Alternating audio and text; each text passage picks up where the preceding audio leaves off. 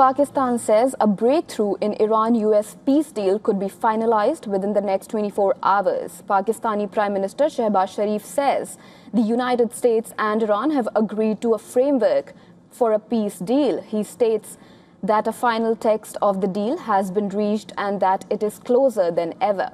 Sharif says Pakistan is now preparing for an electronic signing expected within the next 24 hours, followed by technical level talks next week. Islamabad, a key mediator in the peace talks between Iran and the US, has indicated both sides showed optimism about the chances of concluding a deal that would end the months-long West Asia war.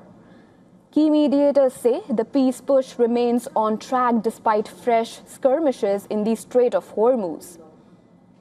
Meanwhile, Iranian lawmaker Sayyid Mahmoud Nabawian has slammed the potential deal, calling it a pure damage for Tehran.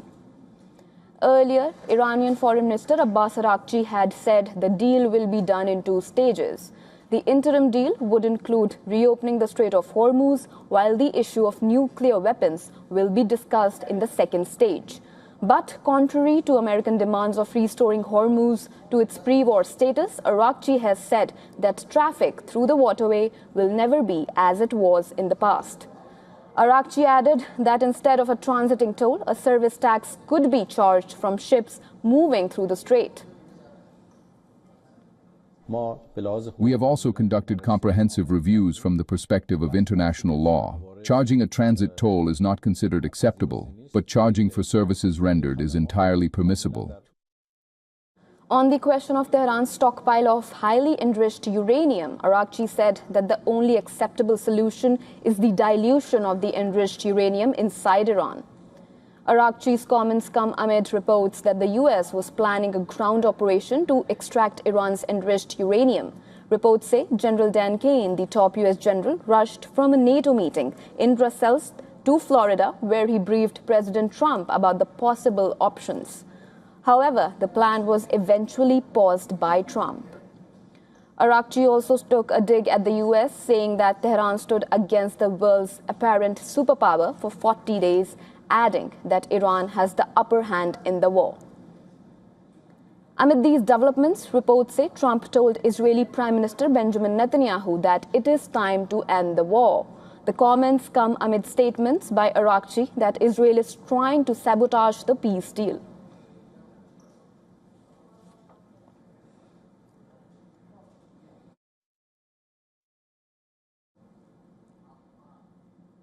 Residents of Tehran have mixed views about a potential peace deal between Iran and the US. While some were seen welcoming a phased agreement, others seemed doubtful of any deal until Iran avenged strikes on its leaders. Our next report brings you these mixed reactions.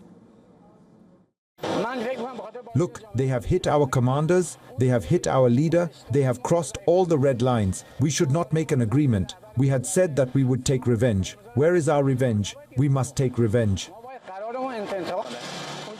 What is important now is that we are able to advance an agreement in a phased way, not like the previous experience we had with the JCPOA, to be the side that acts first, and we should be able to, step by step, impose our demands on the enemy. In any case, the enemy's war also has its own specific structures. We have never broken our commitments. They were the ones who broke them. And it is possible that this could happen again, that the United States could renege on its commitments and obligations.